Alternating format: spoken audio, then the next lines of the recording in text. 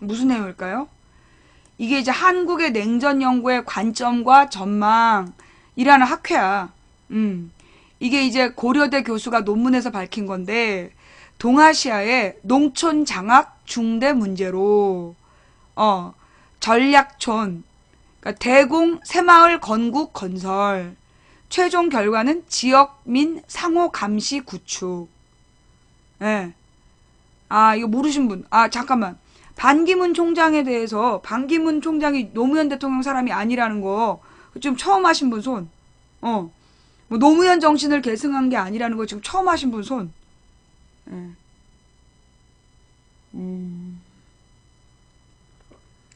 노무현 대통령 지지자들 중에 반기문에 대해서 막 홍보하고 다니는 사람이 있더라고. 노란 깃발, 그러니까 노란 리본 달고 배경사진은 노무현 대통령인데 반기문에 대해서 막 긍정적으로 쓰고 다니는 사람도 있더라고요. 예. 네. 그 여러분 잘못 알고 계신 거예요. 오해하지 마세요. 네. 그러니까 내가 볼 때는 그 저기 노란 깃발 사진 달고 노무현 대통령 사진 달고서는 반기문 하는 사람들은 내가 볼 때는 수상한 사람들이야. 한번 잘 찾아봐. 예. 그 다음, 무슨 얘기냐. 1970년대 한국의 새마을운동은 미국이 안보적 이해 속에서 진행한 동아시아 농촌개발 전략과 초국적인 영향을 주고받으며 진행되었다는 내용의 논문이 발표되었다. 13일 서울대 아시아연구소 영어홀에서 열린 한국냉전학회 창립 국제학술대회 한국의 냉전연구에서 고려대 한국사학과 교수는 이 사람이 한국사학과 교수야? 냉전과 지역사회란 논문을 통해 이렇게 밝혔다. 이 연구는 새마을운동을 냉전사 속에 위치시켜 관련 연구에 새 장을 열었다는 평가를 받았다. 논문을 종합하면 한국의 새마을 건설 계획은 말레이 반도, 필리핀, 베트남에서 공산주의 세력의 영향력을 완전히 차단하려는 미국의 안보적인 이해와 연관성 속에서 전개되었다. 그러니까 이게 지금 공산주의 세력을 차단하려는 목적으로 새마을운동을 했다는 얘기야. 그래서 주민을 감시한 거예요. 애들이 5명이 모여서 혹시 공산주의를 전파하는 거 아니냐. 그런 목적으로 새마을운동을 했다는 거야. 제2차 세계대전 뒤 공산주의 세력이 농촌을 중심으로 게릴라전을 벌였고 동아시아 농촌 장악은 전후 세계질서 재편에 중대한 사안이 되었기 때문이다. 우리나라에서 마지막 빨치산이 잡힌 게 57년인가 그래요. 농촌에 돌아다니면서 농민들한테 그 쌀을 얻어먹으면서 계속 게릴라전을 한 거야. 그래서 그걸 막기 위해서 새마을운동을 했다는 얘기지. 1950년 미국의 대외활동부와 국제협조처는 동아시아의 농촌 개발 경험을 교류하도록 지원했다. 58년 미국의 국제협조처의 지원 아래 필리핀과 한국이 지역개발 참조를 위해 상호 방문하고 62년 한국 군사시찰단이 남베트남의 전략촌 건설을 시찰한 것도 이런 맥락이다. 그러나 지역 행정체계를 이미 갖추고 있던 한국은 새로운 곳으로 주민을 재정착시킨 동남아시아 국가들과는 달리 부락 자체를 대공 새마을로 전환했다. 이게 무슨 얘기냐. 지금 이게 무슨 얘기냐면 그러니까 우리나라는 언제부터 우리나라는 이미 조선시대부터 그다음에 경기도 이렇게 도가 있고 그 밑에 보면 부가 있고 부사가 있잖아. 부사. 그리고 군수 도, 군, 부목인가 이렇게 되어 있었어. 그래가지고 이제 부목 같은 경우에는 좀 특수한 곳에 설치해 놓고 그래서 도의 관찰사가 파견되고 그 다음에 군이 있고 그 다음에 군 밑에 일반 고을 사도가 있는 리 단계. 그래서 이게 조선시대부터 있었던 행정조직이에요. 그냥 그게 그대로 잘 유지가 되고 있었기 때문에 동아시아는 이제 그런 체계가 별로 없었던 거야. 왜냐하면 나머지 동남아시아는 부족 중심. 그렇게 이 도군현 체제가 아니라 부족끼리 마을 단위로 구성되어 있는 부족 체계 중심이었단 말이야. 그러니까 이제 미국이 세운 정권이 그 부족 중심의 공동체를 해체해가지고 그 전략촌이란 데로 이주시켜갖고 강제 이주를 시켜서 거기서 감시하는 그런 체제였단 말이지. 이게 늙어서 이래.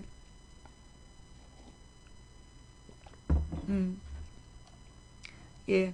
그래서 아유 재미가 없는데 왜 들어와 있어. 그래서 우리나라는 이미 지역 행정 체계를 이미 갖추고 있었기 때문에 새로운 곳으로 주민들을 재정착시킨 동남아시아 국가들과는 달리 부락 자체를 대공마을로 전환했다. 그래서 이장들을 시켜가지고 주민을 감시한 거야. 1960년대 말부터 전국의 안보 취약지구에 전략촌을 건설하고 반공사상이 투철한 제대 장병들에게 국유지를 배분하고 방어 임무까지 맡기는 방식이었다. 강원도, 경북 이런 데죠. 강원도나 경북 같은, 그리고 호남에도 보면, 지금 호남에도 보면 교묘하게 그 새누리당의 논리를 펴는 사람들 있잖아. 그 사람들이 누구야? 옛날 이장 출신들. 새누리당에서 약간 호남에서 교묘하게 문재인 까고, 호남만 못 산다라고 이렇게 그러면서 이렇게 새정치연합에 희망이 없다 이렇게 주장하는 사람들 보면 옛날 이장 출신들이 많아요. 뭐 이장 출신이 다 그렇다는 얘기가 아니고, 그 시대는 그 시대이고, 야, 너네가 오늘 새마을운동 팔아서 새마을운동에 대해서 논문 읽어주는데, 너네처럼 뭐 새마을운동 빨아대는 거는 그 시대의 얘기가 아니고, 뭐 지금 새마을운동에 대해서 무조건 칭찬만 하라는 거야? 웃기는 애네. 아니 니네가 새마을운동 장사를 안 했으면 내가 이걸 안 보여주지. 니네가 오늘 이렇게 추석날 아침부터 새마을운동 뻥을 까니까 내가 지금 새마을운동의 진실을 알려주는 거 아니야. 아침부터 누가 새마을운동으로 뻥 까래? 너네가 뻥을 안 깠으면 나도 이거 안 해. 니네가 그 박주신 얘기 안 했으면 내가 아까 그 박주신의 진실을 알려주는 방송 안 보여줬고, 니네가 아침부터 새마을운동에 대해서 반기문 팔아가지고 뻥을 안 깠으면 내가 이런 방송 준비 안 했지. 니네가 왜 먼저 뻥을 까냐고. 그러니까 내가 진실을 찾아서 보여주는 거 아니야. 근데 오늘 방송 이렇게 자료들이 참 괜찮죠. 응? 오늘 우리 방송에서 지금 보여드리고 있는 자료들, 지금 여러분 혹시 이 방송 처음 보시는 시청자님들, 예, 여러분 가족들 때문에, 가족들의 소개로 지금 처음 보시는 분들 반응 좀 알려주세요. 어떠세요? 여러분들이 이제까지 잘못 알고 있었던, 잘 모르셨던 이야기들이 지금 나오고 있잖아요. 예, 어떠세요? 도움이 좀 되십니까? 오늘 이 방송 처음 보시는데 정말 몰랐던 내용들을 구체적인 근거를 가지고 설명해 주니까 좀 도움이 좀 되십니까? 예. 자, 그럼 이제 계속 볼게요. 그래서 60년대 말부터 전국의 안보 취약지구, 강원도나 경북이 인구 취약지역이었어요. 인구 취약지역이라 특히 왜 산에 간첩들이 왜 그러니 울진 간첩 사건 그런 얘기 들어봤지? 울진 간첩 사건, 그 다음에 강원도에 이승복 사건 그런 것도 있었잖아. 이제 그런 데가 소위 안보 취약지구야. 사람이 많은 곳이 아니라 인구가 별로 희박해가지고 안보가 좀 부족할 때 여기에 전략촌을 건설하고 반공사상이 투철한 제대 장병들에게 국유지를 배분하고 방어 임무까지 맡기는 방식으로 했다는 거예요. 반공마을. 논문에 괴산군, 이건 이제 충청도도 있었어. 논문에는 괴산군 대공전략촌 설치 운영 실적을 보면 1969년 9개의 부락에 머물렀던 전략촌이 71년에는 58개 마을로 늘었다. 한국식 전략촌인 대공 새마을 건설은 1970년대에 전국적으로 전개되어 물적 지원, 반공 계몽 교육, 감시 체계의 기반을 구축했다. 오늘 이거 새마을운동에 대해서 이거 처음 들으시는 분, 여러분들 새마을운동이 뭔지 몰랐잖아요. 오늘 이게 새마을운동이 이런 거라는 거 처음 보신 분 손. 예. 이게 지금 새마을운동이라는 게 이런 거였어요. 예. 여러분들 이거 전혀 모르셨죠? 네. 박근혜와 반기문이 오늘 아침부터 새마을운동에 대해서 얼마나 똥골 빨아댔어. 그런데 이 새마을운동이 이런 목적이었다고. 대공마을 건설을 목적으로, 물적 지원, 반공 계몽 교육, 감시 체계의 기반을 구축했다. 여기서 우리를 가장 황당하게 하는 게 감시 체계야. 그래서 그 이장들이 마을 주민들을 감시해서 보고 있다니까. 그래서 새마을 지도자 이 동장은 개발의 핵이자 안보의 핵이었다. 허 교수는 특히 공동체 내부의 치밀한 감시 체계를 중요하게 거론했다. 관찰보호 대상자 분류에는 대모주동자, 포로송환 및 납부 귀환자의 가족도 포함되어 있었고 요시찰 대상자로 정신병자의 근황을 매우 상세히 파악 보고했다. 허 교수는 외부의 적을 막는 감시체계뿐 아니라 국가의 통치체계나 규율에서 일탈할 여지가 있는 사회 구성원들까지 잠재적인 것으로 간주하고 감시하는 지배체제를 작동시켰다고 밝혔다. 이게 무슨 어려운 말인데요. 한마디로 외부의 적, 그러니까 간첩을 막는 게 아니라 간첩을 막는 것을 목적으로 하지만 실제로는 국가의 통치체계나 규율에서 일탈할 여지가 있는 사회 구성원들까지, 한마디로 박정희를 비판하는 사람들을 잠재적인 적으로 간주하고 감시하는 지배체제를 작동시켰다는 얘기야. 그래서 이 체계를 기반으로 해서 전두환 때 삼천교육대로 잡아간 거야. 막걸리 한 잔 마시고 전두환 개새끼라고 욕하면 삼천교육대로 잡혀갔던 이유가 바로 이 주민 감시체제를 그대로 가동시킨 거예요. 전두환 때도. 박정희 정부가 안보를 위해 추진한 새마을 건설의 최종 결과는 지역사회 구성원의 상호 감시체제의 구축이었다. 기가 막히죠. 여러분, 이 새마을운동이 최종 목적이 지역사회 구성원의 상호 감시체계의 구축이었다는 거야. 이거 아셨어요? 예? 민주주의를 배제한 채 국민을 감시의 대상으로 삼으며 국가 권력을 위한 안보를 추구한 것은 극단적인 광기를 낳을 가능성이 높다고 허 교수는 우려했다. 냉전시대에 근대화에 대한 비판적 성찰이 없다면 국가 안보라는 명분으로 언제든 지역사회와 개인이 희생될 수 있는 상황이라는 것이다.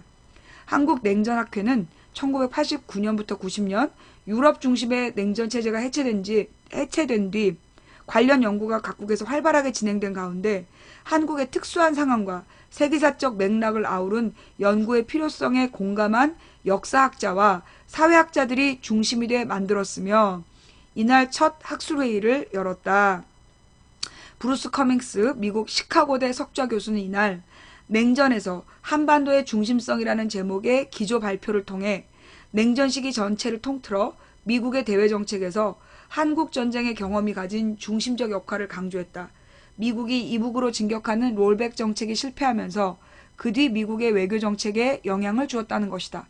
베트남 전쟁을 다룬 학살 그 이후로 인류학계의 노벨상인 기어츠상을 받은 권허닉 영국 케임브리지대 교수는 이런 교수도 있었어요. 기어츠란 상이 인류학계의 노벨상이래. 근데 이런 걸 받은 영국의 케임브리지대 교수가 한국인이었나 봐. 관계를 중심으로 한 한국의 냉전 연구가 여전히 중요하다는 의견을 밝혔다. 그는 1930년대부터 40년대 사회 인류학의 친족 체제 연구가 밝힌 친족 조직과 정치 조직은 상호 규정한다라는 명제를 언급했다.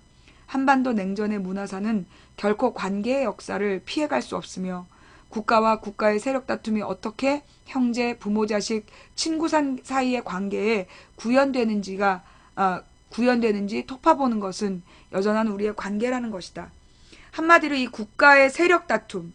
여러분 지금 이 명절 기간에 이 박근혜 지지자와 박근혜 비판하는 세력이 서로 막 그 정서적인 그 갈등이 있었다라면 바로 이런 거죠. 국가의 세력 다툼이 형제, 부모, 자식, 친구 사이에 영향을 미친다는 거야.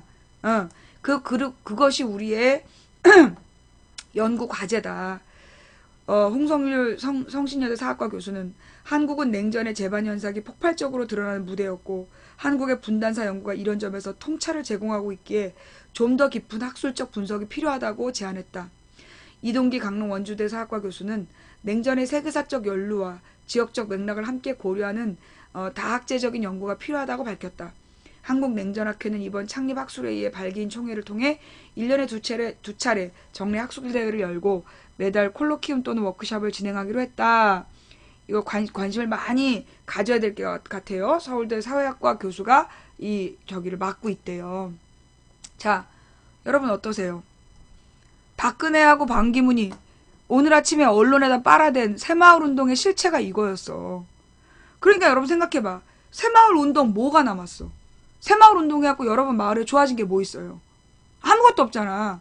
새마을운동에 한 게 뭐냐면 마을 입구에 큰 돌멩이를 놔, 바위에.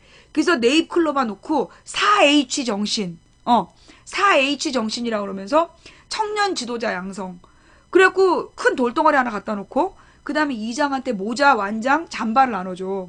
그 다음에 전화기를 놔주고 그 마을 사람들 중에 정권 비판적인 사람들에 대한 동향을 보고하라고 시킨 거야. 그게 새마을운동이었어요. 그래갖고 그 새마을 이장들 데려다가 해외여행 시켜주고 관광시켜주고 그 다음에 슬레이트 지붕으로 바꾼 거. 그 슬레이트 지붕이 발암물질이었잖아. 근데 좋은 건 줄 알고 거기다 고기 구워 먹고 살았던 거 아니야. 깨진 슬레이트 지붕으로. 그게 새마을운동의 실체예요. 예. 큰 시계도 주고 그랬군요. 예. 예. 기가 막히죠? 이 새마을운동이라는 게 결국은 주민 감시 체제였다. 근데 지금 박근혜가 반기문을 대선 후보로 민다니 아마 반기문이 대통령 후보이 되면 여러분 또 새마을운동 하셔야 될지도 몰라요. 새벽별 보기 운동하면서 새벽부터 나와서 마을길 청소하는 그거 새마을운동. 그러니까 그걸 왜 했냐. 왜 새벽에 나와서 한 달에 한 번씩 청소를 시켰냐면 거기에 따르지 않는 사람이 누군지 파악하는 게 목적이었던 거야. 그게 그 새마을 마을 청소하라고 강제로 내려. 근데 거기에 불만을 갖고 안 나오는 사람은 얘는 체제에 일탈할 가능성 있는 사람으로 체크가 되는 거야. 그게 마을 단체 청소의 목적이었어. 진짜 청소하는 게 목적이 아니라. 예. 기가 막히죠? 시멘트를 나눠주고 뭐 했냐. 그래서 나중에 열심히 한 마을에 더 나눠줬다. 개뻥이야. 시멘트를 처음부터 그 차이나게 나눠줬어. 그 다음에 몇 개 안 되니까 그냥 쌓아둔 마을이 있고, 많이, 자기네들의 비리로 지네 고향엔 더 많이 갖다 주고, 그러면 하다못해 뭘 하나 지어도 시멘트가 넉넉하니까 지을 거 아니야. 그럼 그 다음에 넉넉하게 지었으니까 또 갖다 주고. 그래갖고 주로 새마을운동의 시멘트가 박정희 고향 중심으로 다 뿌려졌어. 그래서 지금도 박정희를 신으로 섬기는 거야. 박정희 동상 세워놓고 절하고 그러잖아. 그게 그래서 그러는 거예요. 예. 자, 이렇게 해서 오늘 북한이 했던 여러분 그거 아시죠? 김일성하고 박정희가 친했던 거. 박근혜가 인정했잖아. 선친들 간의 관계가 있어서 김정일이 환대를 해줬다고. 각별하게 대해줬대잖아. 김일성하고 박정희가 친했어요. 실제로. 여러분들은 그 당시에 박정희 때 김일성을 막 돼지 새끼로 그리고 막 이런 또리 장군을 보고 자라서 되게 사이가 나쁜 줄 알잖아. 사실은 굉장히 사이가 좋았다고. 굉장히 사이가 좋아서 어떻게 했냐. 그게 이제 어떻게 된 거냐면 역사적으로는 베트남 전쟁이 이제 65년부터 베트남 전쟁이 72년인가 74년까지 진행이 돼요. 근데 그 과정에서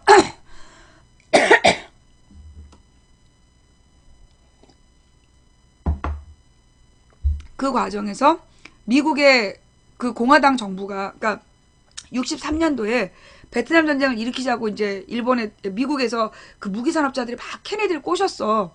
케네디가 마지못해 미군 파병은 해놓고 전면적인 개입을 안 했단 말이야. 그랬더니 케네디를 죽인 거 아니야. 케네디를 암살하고 통킹만 사건을 일으키고 그 다음에 베트남 전쟁을 일으켰어. 그런데 이게 5년이 가도 베트남을 완전히 차지하지 못한 거야. 베트공이 베트남을 이겨가는 분위기였어. 그게 뭐 때문이었냐? 베트남이 밀림이 많고 부족 중심이고 그래서 이렇게 감시가 안 된 거야. 그래서 베트남 농촌이 지금 뭐 박근혜 지지자들은 베트남이 왜 망한 줄 아냐. 베트남 정부에 무슨 뭐 간첩이 많아서 개뻥이고 베트남이 망한 이유는 베트남 농민들이 베트공 편을 들어줬기 때문이야. 그래서 게릴라전으로 진 거예요, 미국이. 그래서 베트남 전쟁이 거의 7년 가까이 주한 미군이 파견이 됐는데도 이게 성공이 안 된 거야. 결국 미국의 윌슨 대통령 뒤에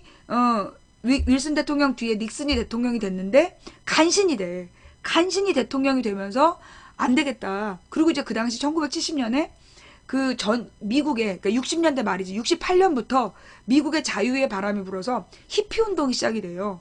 그래서 반전 평화 운동이 시작되는 거야. 반전 평화 운동이 막 벌어지니까 이 닉슨이 간신히 당선이 되는 거야.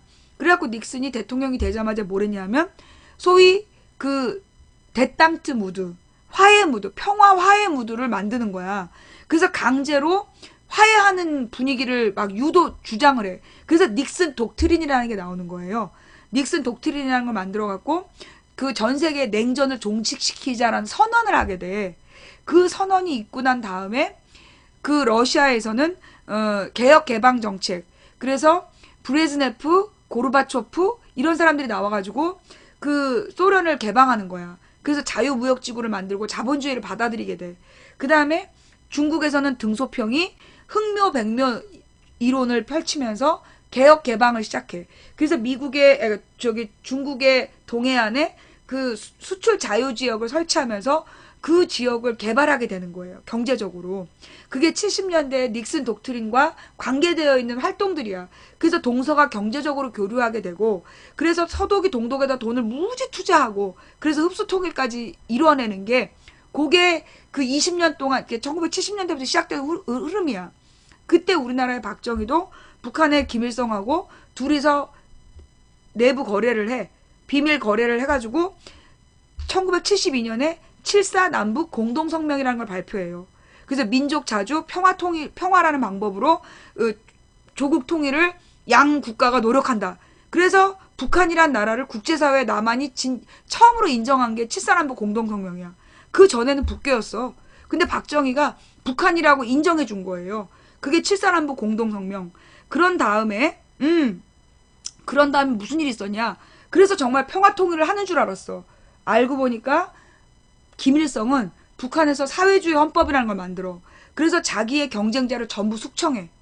그래서 그때까지는 김일성 일당 독재가 아니었는데 72년 이후에 김일성 일당 독재 체제가 만들어지고 김정일이를 후계자로 양성하는 거야. 그 72년부터. 그 다음에 박정희는 72년부터 유신헌법을 준비해. 그래서 74년부터 유신헌법을 발효하면서 박근혜를 키운 거야. 박근혜를 퍼스트레이디라고. 그게 퍼스트레이디가 아니야. 박근혜를 후계자로 키운 거라고. 그게 이 북한하고 미국에서 북한하고 이 남한에서 동시에 벌어진 일이야. 그러니까 나중에 그 박근혜가 북한 가서 김정일을 만난 다음에 북한에서 김정일을 만난 다음에 선친들 간의 역사가 있어서 매우 각별하게 대우했다라고 자백을 하잖아요. 자기가 자수를 해갖고, 아니, 그걸 뭐라 그랬냐. 자서전에 썼어. 그게 얘기가 그렇게 된 거야. 그걸 뭐라고 얘기해? 적대적 공생관계. 적대적 공생관계. 그래서 박지만을 육사에 보내서 육군 조직을 관리하려고 했던 거지. 박지만이 이미 아버지 살아있을 때부터 사고를 쳤기 때문에 박지만은 육군 관리, 자기가 군부 출신이기 때문에 군부를 관리할 박지만을 키우고, 그래서 지금 박지만 동기들이 박근혜 정부 초기에 쫙 군사 요직에 나갔다가 지금 지금 또 막 떨어져 나가고 있잖아. 온갖 여자 연예인 끼고 술판 벌리고 이런 거 들통 나가지고, 그러면서 지금 박지만하고, 그러니까 지금 청와대에서 박지만 걔하고 정윤회 걔가 내부 내전을 일으킨 거야. 그게 청와대 7시간 풍문 사건이에요. 청와대 안에서 정윤회 라인하고 박지만 라인하고 서로 막 노출시키면서 세력 싸움을 했던 거야. 그러면서 그 전에는 박지만 동기들이 막 되게 이상하게 막 전 군사 요직을 차지했다가 상당수가 지금 쫓겨나고 있어. 세력 다투면서 물러났다는 얘기죠. 나중에 이제 그게 내가 파악하고 있는 군부와 박지만의 관계, 예. 하여튼 그 십상시 사건이 그랬다는 거야. 예. 심지어 새마을 운동도 지금 들어왔지 너. 자, 그러면 우리 얘 때문에 다시 한번 처음부터 다시 할까요? 새마을 운동의 의미에 대해서 처음부터 다시 할까요? 재방송 봐. 자, 그래서 이 새마을 운동을 지금 막 뭐 아프리카와 아시아의 들불처럼 번져간다. 자, 이 르완다하고 라오스, 예, 르완다하고 라오스에 대해서 한번 조사해 봅시다. 혹시 그 나라 지도자들이 독재 체제를 지금 추진하고 있는 건 아닌지. 근데 실제로 이 새마을 운동이라는 건요, 원래 그러니까 그 국제사회에서 그 개발도상국의 농촌 개발 정책을 연구해 온 건 맞아. 개발도상국의 농촌 정책을 연구하는 그 흐름이 있는 건 맞아요. 그런데 우리나라에서 했던 새마을 운동과는 전혀 다른 거야. 전혀 다른 거야. 그래서 지금 국제적인 혼란이 있다는 거야. 그러니까 이게 농촌을 개발하는 정책인 줄 새마을 운동을 이해하는 사람들이 있어서 그게 국제사회의 혼란이래요. 옛날에 영국에서 어떤 그 우리 여자 시청자가 와가지고 녹색 성장에 대해서 논문을 쓰기로 했다고 자료를 달라는데 아무 곳에도 없는 거야.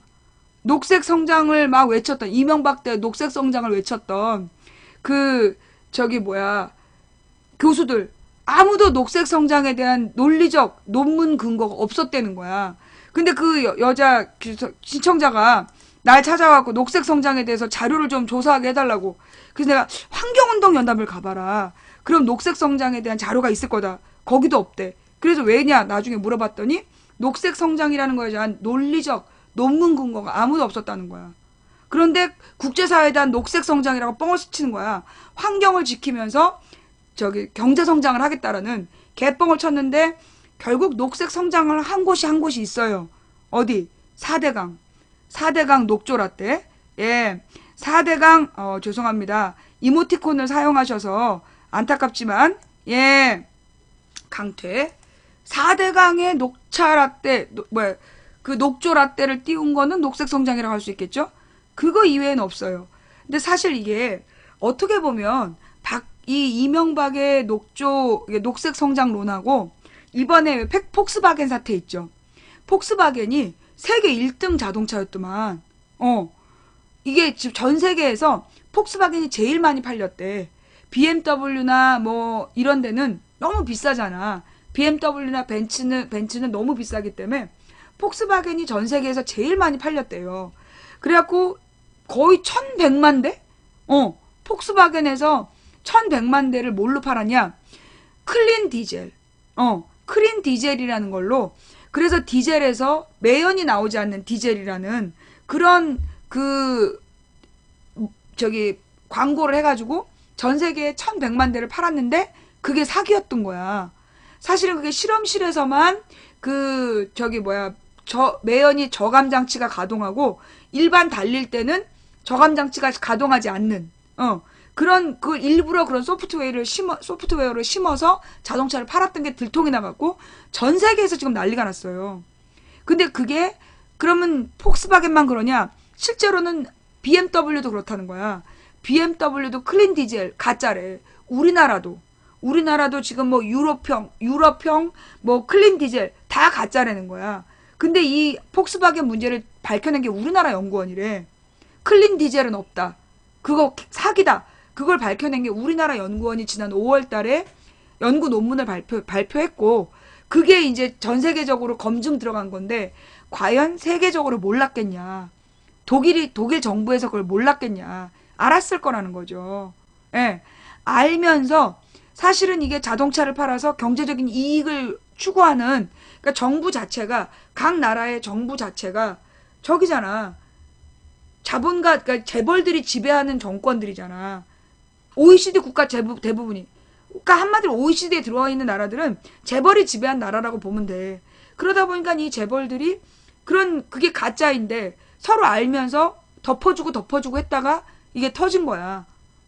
과연 이 문제를 유엔도 알고 있었다.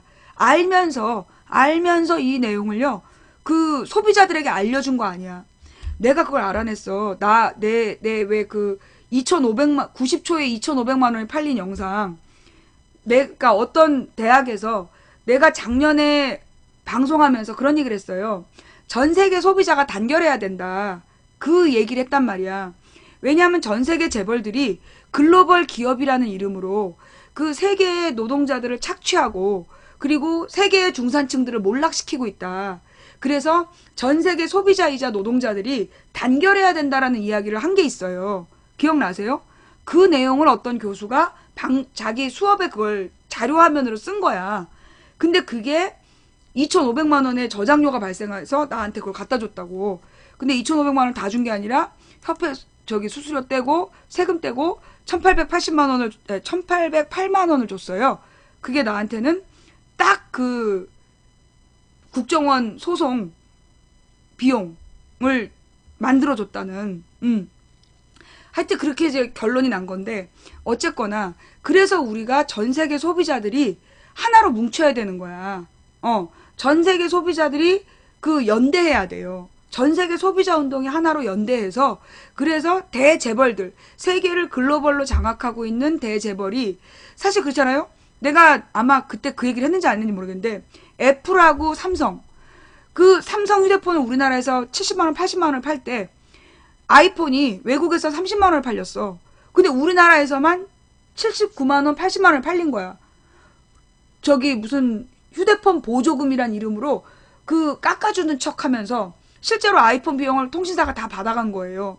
그러더니만 나중에 이 아이폰이 어떻게 했다? 삼성의 방법을 따라한 거야. 삼성의 방법을 따라해서 아이폰 자체를 비싸게 파는 거야. 아이폰을 비싸게 팔면서, 삼성 얘기하고 이러니까 또 애들이 당황하는구나. 예. 아이폰 자체를 삼성처럼 비싼 가격을 책정해 놓고 2년 약정을 하면 싸게 파는 그런 방식으로 지금 전 세계에서 아이폰 판매하고 있다는 거야. 그게 삼성의 판매 방식을 배운 거야. 배워서 더 나쁜, 소비자는 더 나빠진 거죠. 전 세계가 아이폰을 옛날에 30만 원 주고 사던 걸 지금은 전 세계에서 110만 원을 주고 사야 돼. 100만 원, 110만 원 주고 사야 돼. 삼성 걸 따라한 거야. 그 다음에 이 아이폰에서 자기네들의 아이폰만의 그 지불 방식을 만들었어. 그래서 아이폰으로 게임을 깔고 쓰다가 여러분이 게임으로 유료 아이템을 구매하잖아. 스티커라든가 이런 거 유료 아이템을 사잖아. 그럼 여러분이 지불한 거는 통장에 뭐 1.99달러. 그래갖고 1.99달러만 결제된 줄 알잖아요. 그런데 나중에 카드 영수증을 받아보면 얼마야? 3.8달러가 나가 있어. 그게 왜 그러는 거냐? 그게 아이폰 결제 방식이야.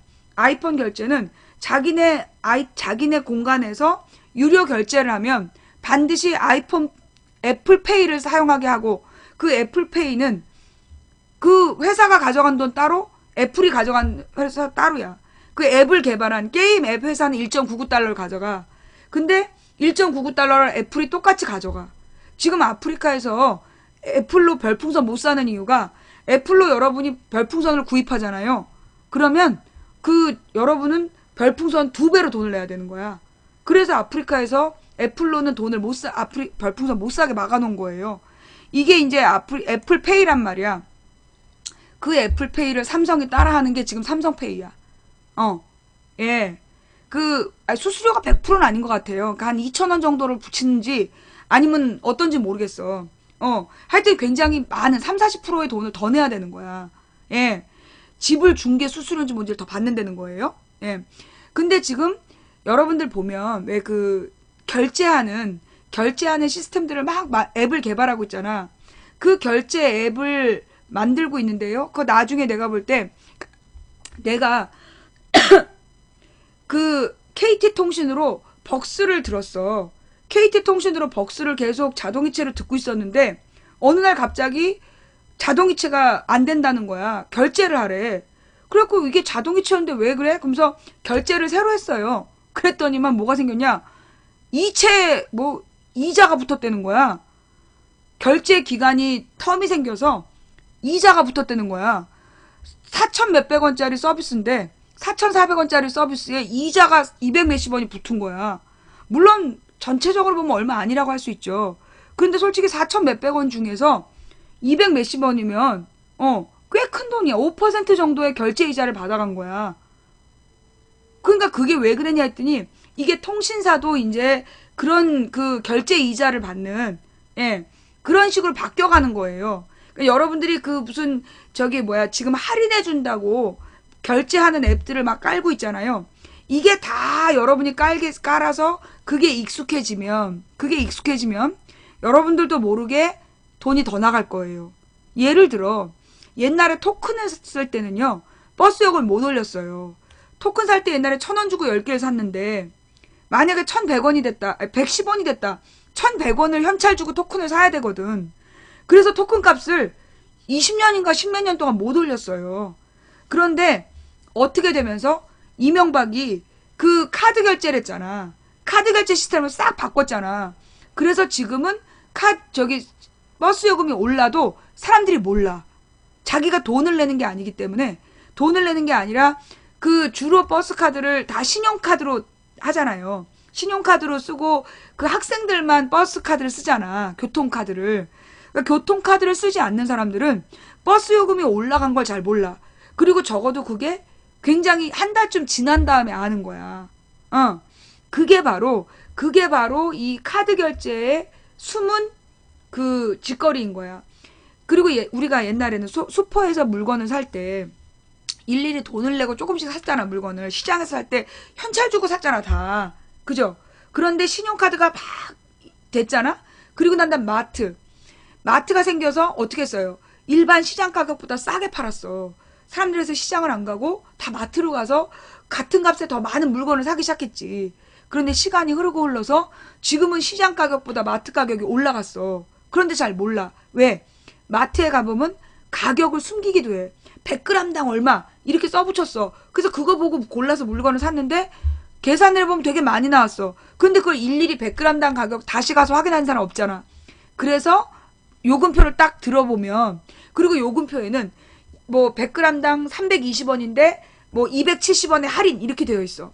그런데 딱 요금표를 들어보면 원래 100g당 270원이야. 원래 100g당 270원인데 이거를 마치 깎아주는 것처럼 가짜로 국민을 속이고, 그 마트가 그런 식의 마케팅을 한단 말이야.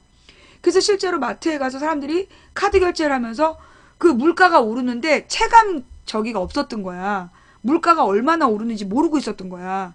그런데 이제 망치 부인이 그래가지고 이 7년, 8년 전부터 그 얘기를 했잖아. 같은 값으로 바구니에 담는 양이 달라졌다. 기억나요? 그 얘기 내가 제일 먼저 했어. 같은 값으로 10만 원어치를 옛날에 내가 우리 딸을 키울 땐 꽉 찼다. 그 카트에. 그런데 지금은 같은 값으로 채울 수가 없다. 그렇게 내가 얘기를 했어. 그러고 나서 몇 년 뒤에 어떤 일이 벌어진 줄 알아요? 카트가 다 작아졌어. 요즘 그거 못 느껴요? 옛날에 마트 카트는요 굉장히 컸어요. 기억나세요? 예. 마트의 카트가 굉장히 컸어요. 그런데 지금은 절반 사이즈로 줄어들었어. 왜? 같은 값으로 살 수 있는 양이 줄었다 라고 얘기한 게 몇 년 되니까 카트기를 줄인 거야. 카트를 줄여서 같은 값으로 많이 샀다라는 느낌을 주려는 거죠. 큰 카트기에 10만 원으로 샀는데 반도 안 차. 그러면 막 속상하잖아. 그러니까 카트를 절반으로 줄였어. 10만 원으로 가득 찬 척. 이게 우리가 몰랐던 비밀이야. 기가 막히죠. 이게 대기업이 국민을 속여먹는 방법이야. 전 세계 글로벌 기업들이, 이 새끼들이 클린 디젤이란 이름으로 차를 팔아먹었어. 이게 폭스바겐이 1800만 대지 우리나라에서 클린 디젤 팔아먹은 게 몇백만 대야. 전 세계적으로 각자 나라에서 클린 디젤이라고 팔아먹은 차 얼마나 많겠어. 몰랐겠어? 정부도 알고 유엔도 알고 다 알면서 모른 척 봐준 거야. 우리 국민들만 속아 넘어간 거지. 그럼 왜 이제 와서 전 세계에서 클린 디젤이 가짜란 얘기를 깠을까요? 차 팔아먹을 만큼 팔아먹은 다음에. 내 생각에는 지금 두 가지인데, 다른 원료를 사용하는 차량을 구매하도록 하려는 목적이거나, 그러니까 시장을 변경하는 거야. 디젤차를 전기차로 바꾼다든가, 디젤차를 다른 차종으로 바꾸려는 어떤 밑밥을 까는 것일 수 있고, 세계적으로. 아니면 전 세계적으로 디젤 차량에 대한 세금을 인상하려는,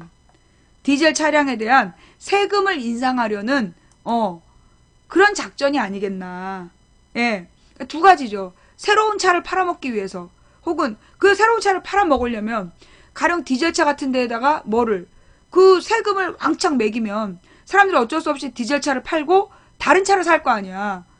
나는 그 전 세계가 난 짜고 있다고 보거든. 저 OECD에 가입한 나라들은 대부분이 대재벌들이 그 국가 권력에 영향을 미친 나라들이라고 봐. 그들은 내가 볼 때, 그들은 내가 볼 때, 그런 목적을 가지고 나는 이번에 클린 디젤 문제를 일으켰을 거라고 추측해요. 틀릴 수도 있습니다. 이 추측은 틀릴 수도 있는데, 혹시 조만간에 디젤 차량에 대한 환경 분담금을 많이 올리겠다라는 기사가 나온다면, 이건 내가 볼 때 이번 클린 디젤 사건을 인정한, 리콜한 목적이 아니겠나.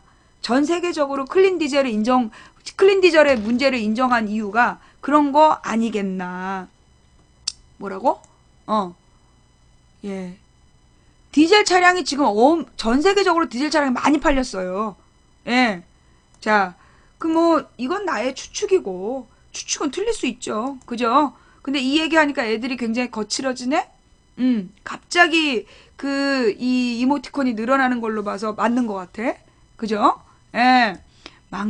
야, 나왔어. 망상이네요. 뇌내 망상이 심하네요. 아, 맞는 것 같아. 그죠? 예. 소설 쓰고 있네, 망상이 쩔어요. 이렇게 애들이 조직적으로 들어온 거는 뭐다?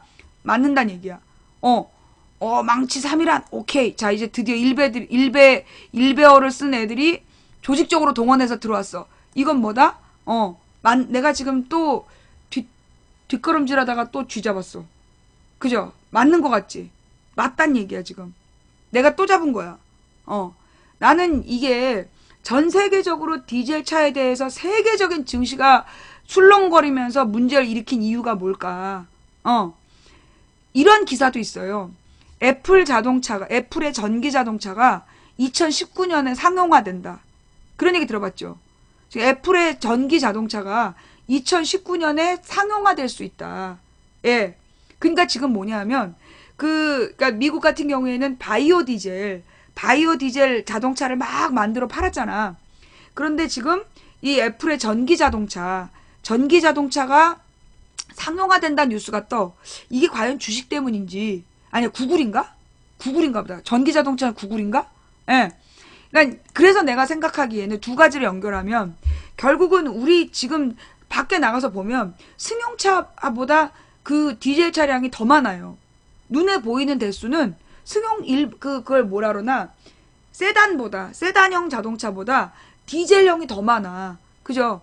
그러면 절반 정도가 디젤인데 이 디젤에 대해서 막 저렇게 부정적인 이야기들이 쫙 퍼져? 그러면서 지금 그래갖고 막 디젤차를 값 더 떨어지기 전에 팔아야 되냐 어쩌나 당장 중고차 시장에서 난리가 났다는 거 아니야. 중고차 값이 다운되고 이게 디젤차가요.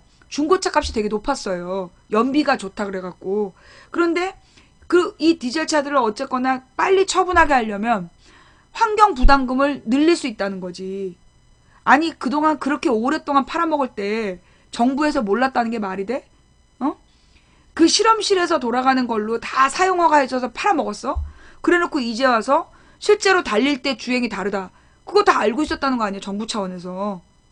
알면서 이제까지 그 현대가 팔아먹으라고, 현대 기아에서 팔아먹으라고 그냥 모른 척 해줬던 거 아니야. 그럼 이제는 뭐가 남겠어? 디젤 환경분담금을 왕창 올려서 세수입을 올리는 방법. 그 다음에 전기차를 상용화시켜서 또 팔아먹는 방법. 그러니까 우리 국민들이, 그러니까 우리 전 세계의 소비자와 노동자들이 그래서 연대해야 된다고. 지금 글로벌 기업이란 이름으로 쟤네들은 전 세계에서 소비자와 노동자를 착취하고 있어요. 그러면 우리가 이 소비자와 노동자들이 한 마음이 돼서 결국 그 생산자를 지키고 그 1차 생산자를 지키고 제조업 노동 그 공간을 많이 만들고 그리고 거기서 나온 이윤을 나눠 갖는 정말 세계 소비자와 노동자가 만드는 글로벌 기업을 만들어야 돼. 그래서 어느 나라나 똑같이 일하고 똑같이 월급 받는 그런 나라를 만드는 꿈을 꿔야 될 때가 됐다고 봐요. 아니 왜 다른 나라에서는 연봉 6, 7천 받는데 우리나라는 3, 4천 받으면서 똑같은 노동을 하냐고. 아니 더 심한 노동을. 잘못됐잖아. 이건 잘못된 거야. 그래서 우리가 바로 잡아야 돼요. 그래서 전 세계적인 소비자 운동을 준비하자라는 이야기로 오늘 준비한 내용을 마무리하겠습니다. 자, 오늘의 시사 어떠셨어요? 들을만 하셨나요? 예. 오늘의 시사 어떠셨어요? 들을만 하셨나요? 그, 지금, 우리 그 다음에, 잠깐만. 마지막으로 한마디만 더 할게요. 지난주에 벤츠 소동이 있었잖아. 벤츠 부신 사건. 그런데 그게요, 벤츠 한 대가 아니라, 여러 벤츠가 그랬다는 거야. 시동이 꺼진 현상이 있었다는 거야. 그게 왜 그러냐? 지금 우리나라에 들어와 있는 소위 그 유럽산 외제차들, 유럽 메이커 외제차들이 실제로 유럽에서 만든 차들이 아니라고. 유럽에서 만든 차들이 아니라 중국에서 만들어서 들어온 것들이에요. 중국에서 만들어서 들어온 것들이기 때문에, 그래서 이 기술적으로 떨어지고, 기술적으로 완성도가 떨어지는 거예요. 그래서 이 외제차에 문제점이 있어. 그것도 우리가 알고 있어야 될 내용이다. 자, 이렇게 해서 망치 부인의 시사 수다방, 망치 부인의 시사 수다방을 보내드렸고요. 예. 자, 그 다음에, 인생 상담을 신청하신 분이 아무도 없어. 아마도 이 추석 연휴 망치 부인 잘 쉬라고 그러신 것 같아요. 아니면 전 세계적으로, 이 추석 저녁에 본인들의 이야기를 하는 게, 좀 어려우셨나 봐. 그래서, 잠깐만요. 인생 상담.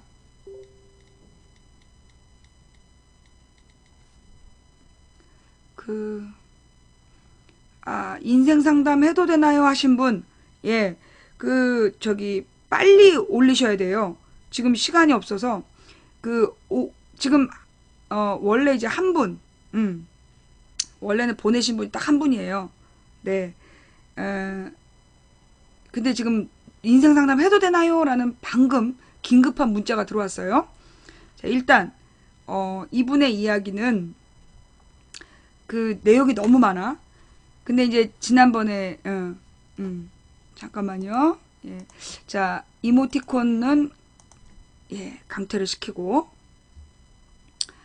자, 일단,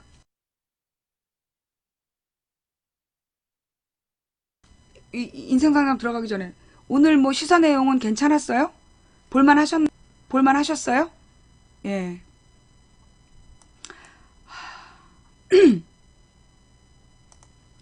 보름달이 왕달이에요. 좋겠다. 난 아직 보름달 못 봤어요. 이거 방송 빨리 끝내고, 예, 방송 빨리 끝내고, 저도 달 보러 가려고 그래요. 예. 너무 끊겨요? 지금 여러분들 그 모바일로 보시는 분들, 아마 모바일 상태가 안 좋아서 그러실 거예요. 예. 죄송합니다. 네. 나도 빨리 방송 끝내고 가야 되는데, 일단, 음.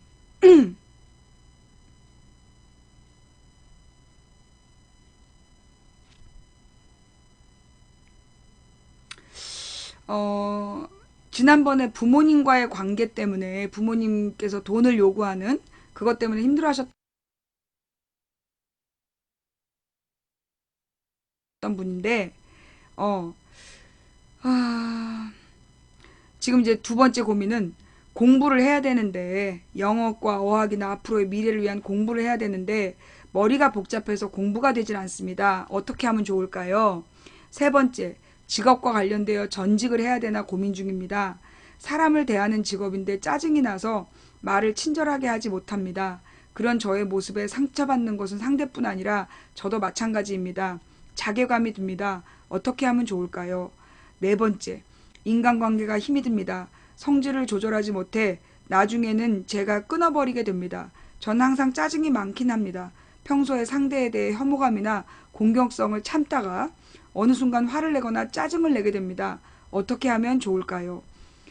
다섯 번째, 30대 후반인 제가 독신입니다. 부모에게 시달리다 결혼 생활에 대한 부정적인 생각과 남성에 대한 공격성에 결혼에 대해 부정적이지만 앞으로 외롭게 사는 것도 걱정이고 괜히 마음의 문을 닫고 살아서 때를 놓치고 후회를 할 것 같습니다. 조언 부탁드립니다. 여섯 번째, 불안감과 무기력에 시달립니다. 고민입니다. 하셨는데요.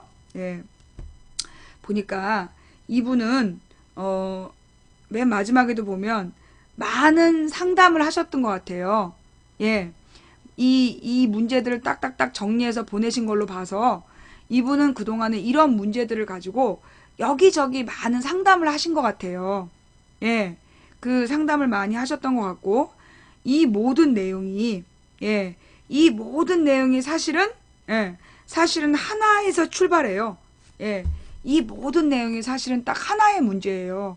여러 가지 문제가 나열되어 있는 것 같지만, 이분의 문제는, 결국은 지난번에 제가 말씀드렸던 핵심적인 문제, 자존감의 문제예요. 예, 자존감의 문제인데, 그러니까 이 자존감이 부족해서 오는 우울증이에요. 진단하자면, 제가 볼 때는 이분의 증상은 자존감이 부족해서 오는 우울증. 그러니까 자기에 대한 만족감이 없어. 뭐냐, 계속 공부를 하고 싶어 해. 그럼 지금 직업이 좋은데, 그런데 그 직업으로 사람을 대하는 직업을 갖고 있는데 그 직업에 만족하지 못해. 그리고 뭔가 다른 걸 하고 싶어 하고, 그리고 사람들을 만나면서 막 짜증을 내. 이게 전부 다 뭐냐, 우울증 증세예요. 사람에 대한 짜증을 부리는 거, 그리고 이 계속해서 뭔가 현실에 만족하지 못하고 뭔가 다른 걸 계속 찾는 것들이 전부 다 결국은 하나의 문제, 자존감에서 와요. 그러면 이 자존감은 어떤 문제인가? 왜 그러면 이 자존감이 부족한가? 그거는 대부분이 뭐냐면 어린 시절에 내가 충분히 사랑받았다라는 그 느낌을 못 받은 거. 애정결핍이죠. 첫 번째는 그 애정결핍 때문에, 예, 자녀 장려금 관련해서는 여러분이 그 뉴스로 올려주세요. 그러면 제가 화요일 날 다룰게요. 이 애정결핍 문제는, 그러니까 그 자존감이 부족한 첫 번째는 애정결핍. 그러니까 부모들이, 가령 이제 엄마나 아빠가 아이가 사랑받고 있다는 느낌을 받아야 될 때, 그러니까 생후 36개월 정도까지, 그때까지 그 스킨십이라든가 어떤 아이의 이야기를 들어준다든가 이게 부족했을 때 그게 문제가 돼요. 첫 번째. 애정결핍 증상 거기서 와요. 특히 생후 6개월 안에 부모랑 눈을 마주치면서 옹알이를 해야 되는데 그때 부모가 옹알이를 같이 해주지 않으면 거기서 자괴감이 온대요. 거기서 내가 사랑받지 못한다라는 단정을 하게 되고 그 아기들의 심기가 다 깨져버린대. 멘탈이 깨져버린대. 그게 그래서 이제 애정결핍인 원인이 있고 이분도 어린 시절에 그 가까운 사람으로부터 성추행을 당한 거예요. 가까운 가족으로부터 성추행을 당한 경우 이 보통 그 특히 그런데 이 가까운 가족에게서 성추행을 당했는데 이 친인척들이 너무나 친인척들이 잠깐만 이거는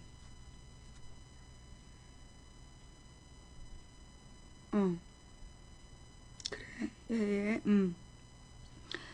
그 어린 시절에 가까운 친척에게 성추행을 당했는데 그 성추행에 대한 고통, 충격 이런 것들을 그 부모들에게 얘기했는데 부모들이 아무런 조치도 취해주지 않은 거야. 거기서 오는 충격. 그러니까 이 모든 분노는 그거예요.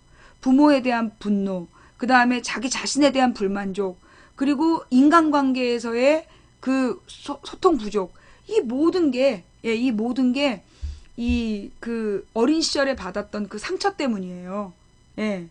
그 사실은 그 성폭력의 피해자들은 사실 그게 40년이 가도 잊혀지지 않는다잖아. 여러분 그 사건 아세요? 김부남 씨 사건인가? 어떤 사람이 초등학교 때 문방구 할아버지한테 강간을 당한 거야. 근데 그 기억이 이 여성으로 하여금 40년을 괴롭힌 거야. 그리고 40년 만에 가서 그 문방구 주인이었던 남자를 찔러 죽인 사건이 발생했어요. 예. 그게 바로 그 김부남 씨 사건인가 그런 건데, 그 어린 시절에 당한 힘없고 어떤 것도 할 수 없었던 그 우울증의 원인이 그거예요. 이분이 그 어린 시절에 그 아이가 막을 수 없었잖아. 어떻게 노력해도 막을 수 없었던 자기가 상황을 바꿀 수 없었던 절망감이 줬던 그 분노. 그게 이분을 지금 지배하고 있는 거예요. 그래서 이거는 사실 그 우리가 다른 문제라면 용서에 대한 얘기를 할 수 있어.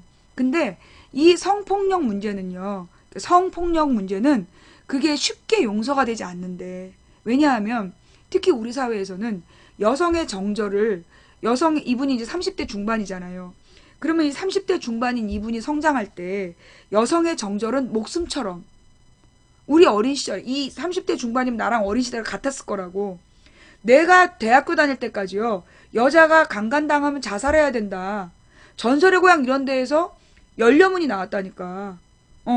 전설의 고향 이런 데에서 정절을 지켜야 된다. 이런 거 배웠고, 그 성폭력을 당하면 자살해야 되는 게 당연한 것처럼 그런 분위기였어. 그리고 성폭력을 당하는 건 여자 책임이다. 왜 벗고 다니냐. 네가 노출이 심하기 때문에 성폭력 당한 거다. 그런 문화 속에서 자란 거란 말이야. 그러니까 피해자에게 책임을 추궁하는 그런 문화 속에서 자란 거예요. 그러다 보니까 자신이 당한 그 고통, 거기서 헤어나질 못하는 거야. 한마디로 성폭력을 당하면 어떤 생각을 하냐면 내가 부족해서 당한 거고, 그런데 나를 구해주지 못한 가족에 대한 분노가 생기면서도 그 상황을 계속 거기에 매여 있게 되는 거야. 이 자매가 얼마나 괴로웠겠어요. 평생을. 그 어린 시절에 당한 30년, 이 친구가 지금 30년이 넘도록 그 고통에서 매여 있는 거야. 이게 그 부모가 그 상처받은 영혼을 치유해주지 못한 거. 우리 구성애 선생님을 봤잖아요. 구성애 선생님이 그랬잖아. 본인이 성폭력을 당했다고. 본인이 성폭력을 당했는데 그 어머님께서 굉장히 확실하게 해결해 주신 거야. 너는 아무 잘못 없어. 네 탓이 아니야. 그 새끼가 나쁜 새끼야. 그래서 피해자를 완벽하게 비난해 주시고 가서 피해자에게 사과하게 하고, 그렇게 상황을 처리해 준 구성애 선생님의 어머니 덕분에 구성애 씨는 굉장히 성폭력 피해자들을 돕는, 그리고 올바른 성교육을 하는 그런 자주적인 여성이 됐지만, 이 반대로 이분은 어머님 아버님이 그 가까운 친인척에게 그런 일을 당했는데 거기에 대해서 책임을 묻지도 않고 너무나 별거 아닌 걸로, 그게 언제적 얘기인데 아직까지 기억하고 있냐는 식으로 그렇게 다룬 게 이 사람의 마음에 상처가 됐던 거예요. 결국은 모든 문제는 거기서 출발해요. 지금 인간관계의 문제, 부모님과의 마찰, 현재 상황에 만족 못하고 공부를 해야 되는데 공부가 안 되는 거, 모든 문제가 바로 그 상황의 자신. 그래서 내가 볼 때는 이 성폭력 피해 여성을 위한 상담 프로그램을 집중적으로 들으셔야 될 것 같아요. 네, 이거는 뭐 나 같은 일반인이 해줄 수 있는 상담이 아니에요. 이분은 다른 것보다 다른 걸 다 결국 본질은 그거야. 그 어린 시절에 당했던 그 사고 때문에 자기를 혐오하는 거야. 자기를 혐오하고 자기를 사랑하지 못하고, 그리고 현재의 모든 게 불만족스럽고 인간관계가 안 되고, 그래서 그 부분에 대한 집중적인 케어를 좀 하셔야 돼요. 그거는 전문가에게 진짜 그 상담을 받으셔야 됩니다. 가장 중요한 건 뭐냐? 그 어머님이, 그 어머님이 너무나 무책임했고, 어머님이 정말로 이 자매의 마음을 보살펴주지 못했던 거, 그거는 정말 어머님이 잘못한 거예요. 어머님이 너무나 잘못한 거고, 그거는 정말 천벌받을 짓이야, 그 어머님이. 그런데, 어머님도 몰랐을 거예요. 우리나라의 어머님들 중에 구성애 씨 어머님처럼 성폭력 피해를 당한 딸을 케어할 수 있는 사람은 내가 볼 때 구성애 씨 어머니 한 분뿐이에요. 우리는, 저도 마찬가지인데, 많은 성적인 위험에 대해서 아이들에게 경고하고 조심하라고 얘기하지. 네가 혹시라도 성폭력의 범죄를 당한다면 그건 네 탓이 아니야 라고 가르친 엄마는 아무도 없잖아. 우리 솔직히 나도 우리 딸에게 네가 만약에 성폭력을 당하면 그건 네 탓이 아니야, 그 나쁜 새끼의 문제인 거지 라고 우리는 가르치지 않는 거야. 즉 이분의 어머님은 일반적이라는 거죠. 예. 그 어머님이 알았다면, 자식이 성폭력을 당했을 때 그때 어떻게 대처해야 되는지 알고 계셨다면, 지금부터 30년 전 대한민국의 어머니들 중에 그걸 아는 사람은 내가 볼 때 구성애 씨 어머니밖에 없었을 거다. 예. 무슨 얘기인지 이해가 되세요? 예. 그러니까 지금 이분이 그 어머님에 대한 용서가 안 되고 그 끊임없는 분노. 그러니까 이분은 그 어머님 쪽 친척이었던 거야. 어머님 쪽 친척에게 당했는데 그 어머님이 너무나 아무렇지도 않게 그건 네 잘못이라는 식으로 왜 그걸 자꾸 얘기를 하느냐. 그게 언제적 얘기인데 아직도 하냐. 이런 식으로 얘기를 하니까 이분은 그 어머니에 대한 분노가 너무 깊어서 지금 이 상황인 거예요. 나는 이 분에게 해드리고 싶은, 내 수준에서, 이거는 전문적인 상담을 받으시라는 게 첫 번째고, 제 수준에서 해드릴 수 있는 얘기는 그 어머님이 제대로 된 대처를 할 수 있는 문화가 아니었다. 우리나라의 많은 어린아이들이 친인척에게 성폭력을 당해요. 그런데 어떤 부모도 아이를 위해 싸운 부모가 없어요. 예. 어떤 부모도 그 가족 내의 문제를 남 부끄러워서 바깥에 소문내면 내 딸의 미래를 망칠까봐 아무도 그걸 문제 삼지 못한 거예요. 이분은 지금 어머니에 대한 너무나 큰 분노로 왜 그때 나를 구해주지 못했고, 나를 지켜주지 못했으며, 나한테 못된 짓을 한 놈을 왜 단죄하지 않았느냐. 그게 이 분노의 원인인데, 내가 그 어머님이라면 지금부터 30년 전 우리 사회는 딸이 성폭행을 당하면, 성폭력을 당하면, 성폭력을 당하면 그 딸한테 흠이 간다고 생각했어요. 그래서 어머님들이 취시한 거야. 아무도 모르게. 그래야 얘가 시집 가니까. 그 시대의 어머님들이 몰라서 그런 거예요. 예. 몰라서 그런 거고. 그러니 그것은 어머님의 무책임이 아니라 그 어머님이 할 수 있는, 배우지 못한 어머님이 할 수 있는 유일한 해결책이었던 거예요. 이해가 물론 제가 이런 얘기 한다고, 예. 제가 이런 얘기 한다고, 이 상담을 신청하셨던 분이, 예. 이 상담을 신청하셨던 분이 위로가 될까 싶어요. 위로가 안 될 것 같아. 그럼에도 불구하고 제가 최선을 다해서 해드리고 싶은 얘기는 뭐냐.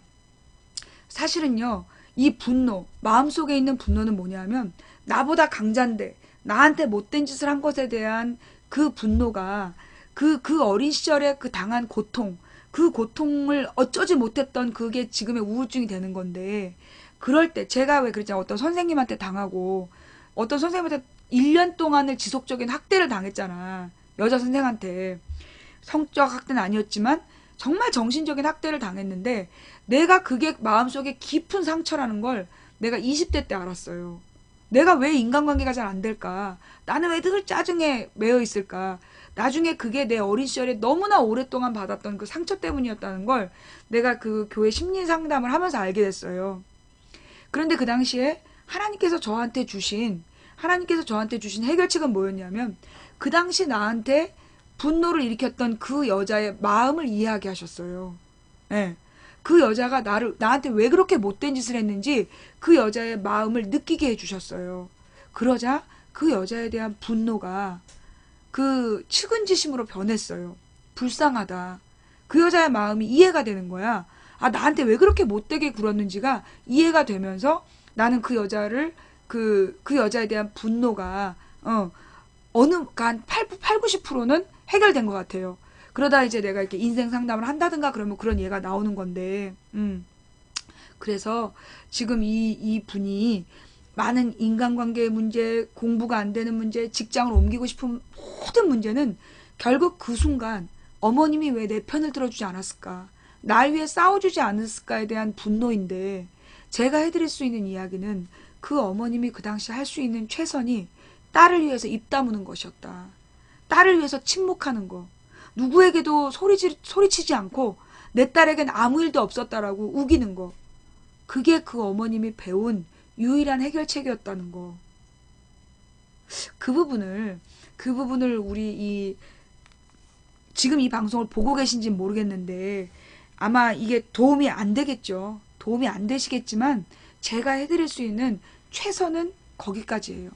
그래서 한번 그 마음을 돌려보실 수 있는, 그러니까 본인을 들여다보시면서 네, 그 부분에 대해서 한번 그 전문 상담을 꼭 받아보시라는, 성폭력 피해자 상담을 꼭 받아보시라는, 다른 얘기 할 필요 없어. 그게 핵심이야. 그거를 풀어보시길 바란다는 이야기를 해드리겠습니다. 자, 그 다음에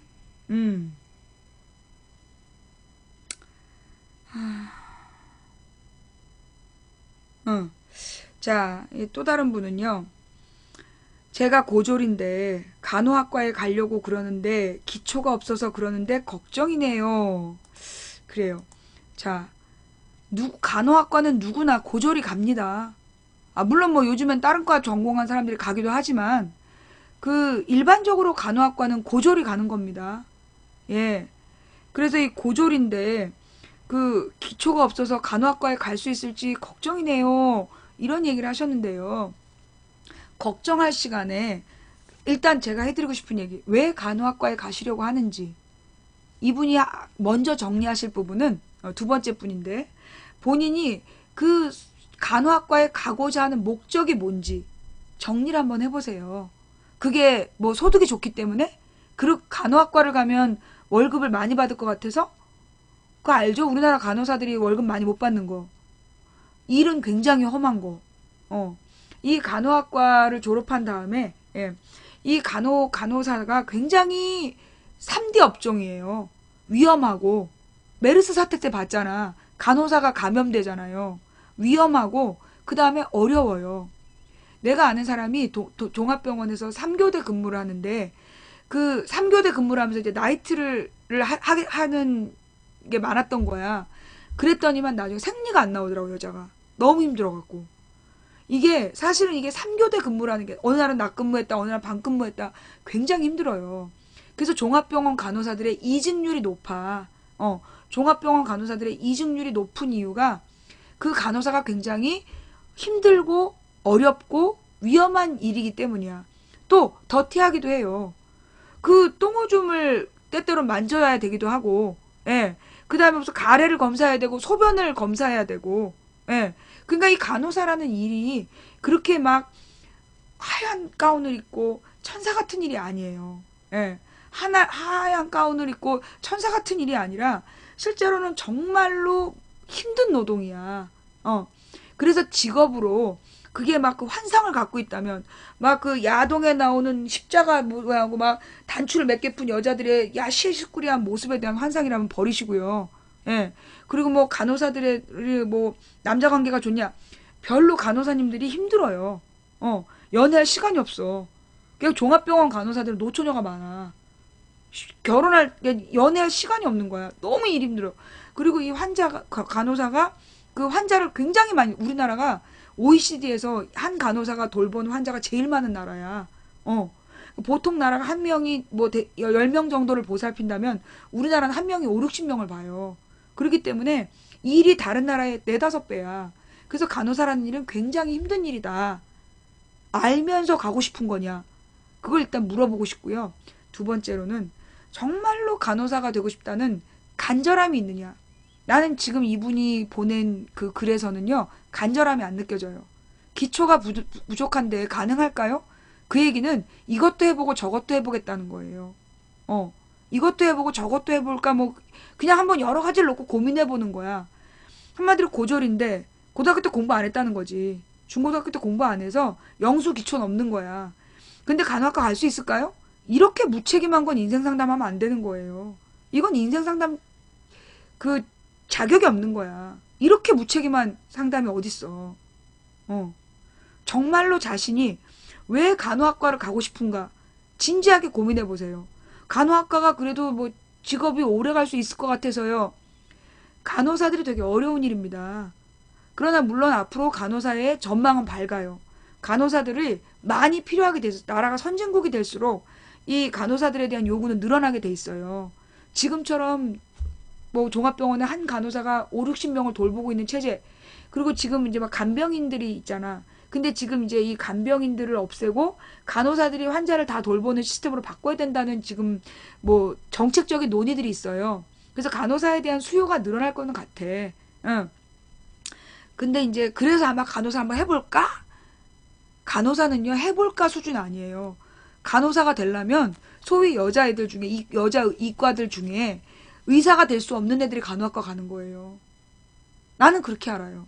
의사가 될 만큼, 그 일에 공부도 잘해야 되고, 공부 잘해야 되고, 그래야 간호학과 가는 거예요. 여자들이 보통 공대를 안 갔기 때문에, 공대를 안 갔기 때문에 의대 못 가는 여자들이 갈 수 있는 게 그게 간호학과였어요. 간호학과 아무나 가는 거 아닙니다. 그냥 뭐 제가 기초가 없는데요. 갈 수 있을까요? 그런 식으로 그렇게 뭐 대충 찔러보는 식이면 못 갑니다. 못 갑니다. 그러나 정말로 님이 간절히 간호사가 되겠다라고, 예, 정말 간호사가 되고 싶은 간절한 소망이 있다면, 그렇다라면 지금부터 걱정만 하지 말고 영수 공부 다시 하세요. 예, 영수 공부 다시 해서 간호학과에 들어갈 방법이 뭔지를 찾아보셔야 돼요. 학원도 가시고 재수학원 가서 간호학과를 들어가려면 뭐가 필요하냐 물어보고, 그리고 적극적으로 준비를 하셔야죠. 저한테 기초가 없는데 가능할까요? 정말로 간호사가 되고 싶으면, 간호학과에 가고 싶으면 당장 그 재수학원에 가서 물어보세요. 그 간호학과는 어떤 것들이 있고, 간호학과에 가려면 어떻게 공부해야 되고, 지금 상태는 어떤 수준이고, 이게 어느 정도 공부해서 될 건지 상담을 먼저 받아보세요. 그리고 뭐라 그러나 기초부터. 보통 아이들이 수학이 너무 어려워. 이 친구는 보니까 아마 20대쯤 됐을 것 같아. 20대 초중반? 응. 근데 영수가 수학이 너무 어려워갖고, 특히 간호학과는 이과이기 때문에 수학 성적이 중요해요. 근데 내가 해주고 싶은 얘기가 뭐냐. 초등학교 때 수학부터 다시 보세요, 그냥. 초등학교 교과서부터 해서 한번 쭉 풀어봐. 그러다 보면, 초등학교 때부터 기초를 가지고 그러니까 초등학교 빨리 풀 거 아니야. 초등학교 1, 2, 3학년은 빨리 풀어. 4학년부터 좀 오래 걸리더라. 4, 5, 6학년 오래 걸리는데, 초등학교 때부터 쭉 한번 풀어보면, 내가 그때 이걸 못 알아듣는 이게 그거구나. 애들이 수학을 어려워하는 이유가 공부하려고 마음을 잡았을 땐 이미 너무 어려운 단계에 가 있는 거야. 기초가 없으면, 한마디로 이 공식의 원리를 모르는데 공식을 대입해서 풀어야 되는 거야. 그러니까 거기서 갭이 생기는 거거든요. 그러니까 그 기초를 튼튼히 하는 수학 공부를 한번 시작해 보면서. 아니라고요? 제가 지금 잘못 생각하는 거예요? 그 신당 LG님, 제가 지금 중학교 수학도 어려운 부분 엄청 어려워요. 제가 그런 얘기 안 한 거예요? 중학교 수학이 쉽다고 얘기했어요, 제가? 제가 초등학교 3학년까지만 쉽다 그랬는데, 초등학교 3학년까지만 쉽고, 초등학교 4학년 때부터 수학이 어려워져요. 채팅창에 써있는 님 생각이 틀렸다는 뜻이다. 여러분 채팅창에 쓰는 거나 나한테 하는 거라 했잖아. 예. 망부님, 간호사는 의사보다 생명을 다루는 직업이 아니라 보람을 가지는 직업입니다. 아무리 자본주의 체제라도 근본은 유지해야 됩니다. 정말 그분이 좋아한다면 기초는 닿겠죠. 자본의 문제가 아니라 생명을 다룰 철학이 있다면 하는 게 맞아요. 라고 자유인님 말씀하셨는데, 님이 주장하시는 건 인류애적인 바탕과, 예? 자유인님, 인류애적인 바탕과 또 하고자 하는 간절한 마음이 있을 때, 예, 그 말이 맞아요. 근데 이분이 보내신 인생 상담의 내용이, 제가 고졸인데 간호학과에 가려고 그러는데 기초가 없어서 그러는데 걱정이네요. 기초가 없어서 간호학과 공부해서 갈 수 있을지 걱정돼요. 이게 다예요. 저도 님처럼 이분이 정말로 간호학과에 가려는 어떤 뭐 진지한 고민을 먼저 하셨으면, 저도 이게 그 생명을 다루는 윤리적인 부분이고 도덕적인 설명을 할 수 있는데, 이분은 기본적으로 그 왜 하려는지에 대한 의사도 없고, 기초가 없어서 걱정이네요. 이게 다라고. 예. 뭔 말인지 알겠어요? 간절함이 없다고. 이게 다야. 예. 그래서 물론 간호학과가요, 생명을 다루는 직업이다. 맞습니다. 솔직히 얘기해서 의사보다 간호사가 환자에게 더 중요해요. 의사는 몇 번 오지도 않아. 그런데 이 환자의 상태를 끊임없이 체크하는 게 간호사잖아요. 그래서 정말로 간호사는 소명의식이 없으면 안 돼. 그래서 나이팅게일 정신이라는 게 있는 거예요. 그런데 사실 지금 우리나라에서 간호사들이 얼마나 많이 나이팅게일 정신으로 간호사를 합니까? 또 의사들 중에 얼마나 많이 히포크라테스 선서를 따릅니까? 이미 우리나라의 의료라는 것들은 이미 자본주의의 물질 사회의 하나의 직업이라는 거죠. 그래서 직업으로서 가장 일자리가 많은 곳, 그런 개념으로 간호사를 하려고 하기 때문에 못 견디는 거예요. 이직이 심하고. 예. 그래서 저는 냉철하게 간호사에 대해서 분명히 알으라고 얘기한 거예요. 그렇게 험한 일임에도 불구하고 나는 사명감으로 감당할 준비가 되어 있는가? 정말로 간절히 내가 간호사가 되고 싶은가? 본인 스스로 생각해 보시길 바래요. 그리고 내가 간호사가 되고 싶은데 정말 기초가 부족하다. 그러면 우선 걱정할 때가 아니라 기초를 쌓아야 되는 거예요. 뭐 오늘 저의 상담이 마음에 안 드셨다면 대단히 죄송합니다. 사실 저는 연애 상담을 좋아해요. 예, 연애 상담을 좋아하는 이유가 잠깐만요. 나는 주로 헤어지라고 그러거든. 막 진지하게 막 이런 게 저런 게 고민이에요. 헤어져. 지금 헤어져. 연애 상담을 하는 사람들한테 늘 하는 말이 헤어져. 라고 얘기를 합니다. 또 이혼을 고민하는 사람들에게 이혼해. 라고 얘기합니다. 왜냐? 그 사람들이 그 연애 문제나 이혼 문제요. 그걸 늘 고민하면서 뭐냐. 듣고 싶은 얘기가 그래도 노력해서 사귀어봐라. 그래도 참고 살아봐라. 그런 말을 듣고 싶어 해요. 근데 그 말은요. 자기 기만이에요. 자기가 해결하지 못하면서 남들이 자기한테 참으라는 말, 그냥 이 관계를 유지하라는 말을 듣고 싶어서 그 연애 문제, 이혼 문제를 고민하시는 거예요. 문제는 자신입니다. 그래서 내가 정말 얘랑 헤어진 다음에 살 수 있나? 생각해 보는 거예요. 그래서 내가 얘랑 헤어지면 안 되겠다 싶으면 최선을 다해 이 관계를 유지할 방법을 스스로 찾으라는 거예요. 제가 지난주에도 이혼을 준비하십시오. 그 얘기의 핵심은 뭡니까? 이혼을 거 생각해야 돼요. 지금 5년 동안 서로 싸우면서 이혼하자. 애들은 그럴 때마다 전쟁을 치러. 그럴 거면 헤어져. 이혼이라는 걸 전제로 놓고 본인들이 스스로 고민하는 거야. 우리가 이혼했을 때 이 아이들이 겪을 문제는 어떤가 냉철하게 생각해보고 현실적으로 생각해보라는 거야. 그리고 나서 이혼을 할지 말지 본인이 선택하라는 거예요. 이거는요. 그래도 참고 살아보세요. 그래도 이게 장점이냐. 그거 자기 기만이에요. 그런 생각으로는 문제를 해결하지 못합니다. 그래서 이혼이 고민되라면 이혼을 전제로 준비하세요. 이 사람이랑 계속 사귀어야 하나요? 헤어짐을 전제로 해서 고민을 정리하세요. 그래야 선명해집니다. 그래야 인생을 성공적으로 살 수 있어요. 분명한 건 남자와 여자는 생각하는 게 달라요. 그래서 남자는 여자의 마음을 몰라요. 그거는 내가 볼 때 화성 남자 뭐 금성 여자 아니야. 화성 여자 금성 남자인가? 아니야. 화성 남자 금성 여자. 그 책은 내가 볼 때 이 인류가 풀지 못한 100만 년의 비밀을 풀었다고 난 생각해.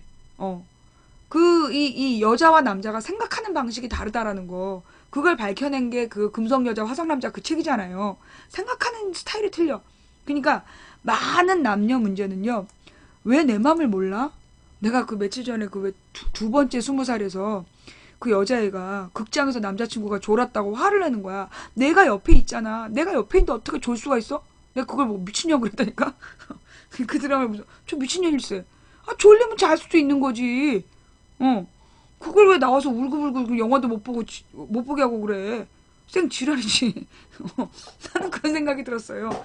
자는 건 걔 문제고 영화는 나만 보면 되는 거지. 안 그래? 뭐 좋을 수도 있지. 그거 가지고 왜 그래? 좌우지간. 근데 그게 뭐냐. 여자는 그걸 보면 영화관에서 조는 남자를 보면서 여자는 그런 생각을 한다고. 왜 내가 옆에 있는데 어떻게 졸 수 있어? 근데 이건 남자도 합니다. 근데 이런 생각은 누가 하느냐? 불안한 쪽이 하는 거예요. 여자든 남자든 같이 있는데 애가 졸았어. 그러면 어떤 생각이 하냐? 얘는 나를 도대체 뭐라고 생각하는 거지? 라는 마음이 드는 거예요. 무슨 얘기인지 알겠어요? 사실 조는 쪽은 어떤 생각이냐 하면 이걸 잘 봐야 돼. 조는 쪽은 편안한 거야. 얘랑 있으면 편안하니까 잠이 오는 거야. 그래서 외국의 그 저기 공원에 봐봐. 그 한 사람은 누워서 책 읽고 한 사람은 비고 자. 그렇잖아요. 기억 안 나요? 많은 외국의 영화들에 보면 이 나무 등걸이에 기대서 책을 봐. 책을 읽고 있는 한 사람의 다리를 비고 꿀잠을 자. 왜? 그 사람이랑 있으면 편안해서 비로소 잠이 오는 거야. 그런데 그걸 보면서 너는 나한테 마음이 없는 것 같아.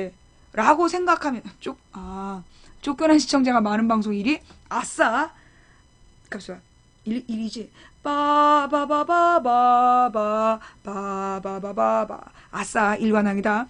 쫓겨나주신 시청자 여러분께 진심으로 감사드립니다.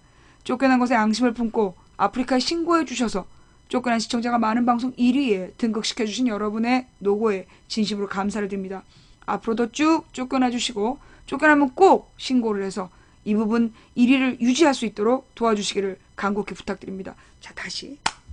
그래서 이 남녀 문제 지금 그러면서 내가 또 하고 싶은 얘기는 뭐냐.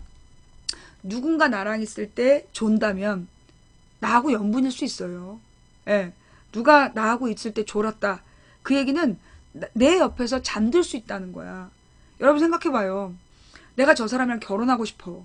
근데 저 사람 앞에서는 나의 어떤 단점을 보여주기 싫어서 절대 안 졸아. 못 살아.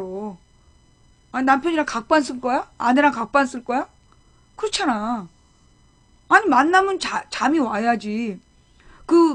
옛날에 어떤 무슨 소설인가 드라마에서 어떤 여자는 남자하고 잠자리를 한 다음에 꼭 그 남자가 잠들면 떠나는 거야. 그래서 이렇게 막 자기에 대한 미련을 뭐 만든다는 얘기도 있는데 사실은 뭐냐. 그 다음날 아침에 자기의 흐트러진 모습을 보이고 싶지 않아서래. 아니 그러면 뭐 화장 다 뭐 풀 메이크업하고 주무시지 왜. 일자로 묶어서. 아니면 서서 자? 남편한테 흐트러진 모습을 보이고 싶지 않아서. 결혼도 안 할 사이에 왜 자냐고. 결혼도 안 할 사이에 왜 자고. 잔 다음에 흐트러진 모습을 보이고 싶지 않아서 먼저 떠나간대. 지랄 연병이 창궐을 한 거지. 내가 볼 때 남자와 여자에게 가장 좋은 상대는 뭐냐? 상대방이랑 있을 때 오래 있어도 지루하지 않고 시간 가는 줄 모르는 사람. 그게 짝이야.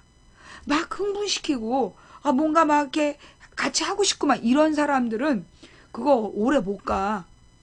막 설레이고 이런 경우 있잖아. 막 두근거리고 가까이서 막 보고 싶고 그거 한 3개월이면 끝나. 두근거림은 3개월이면 끝나. 사실 3개월 요즘은 3개월도 안 가서 자잖아. 한번 잠자고 나면 그 두근거림은 끝나. 그래서 이 두근거리는 사람은 연분이 아니야. 같이 있어도 오래 같이 있어도 이 뭐라 그러나 지루하지 않은. 같이 오래 시간을 보내도 빨리 헤어지고 싶다. 빨리 가고 싶다. 그런 생각이 안 드는 사람이 연분이야. 근데 데이트를 하는데 그냥 마음이 부담스러워. 편하지가 않고 나를 어떻게 볼까 계속 신경 쓰여. 그럼 네 연분이 아니야.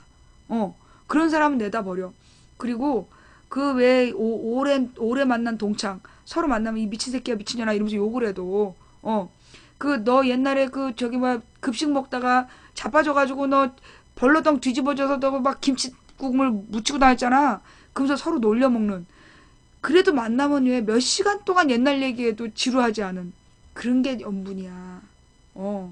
그러니까 뭐라 그러나 이 상대방을 막 지나치게 다 갖춰진 재물과 미모를 갖춘 여자와 재물을 가진 남자.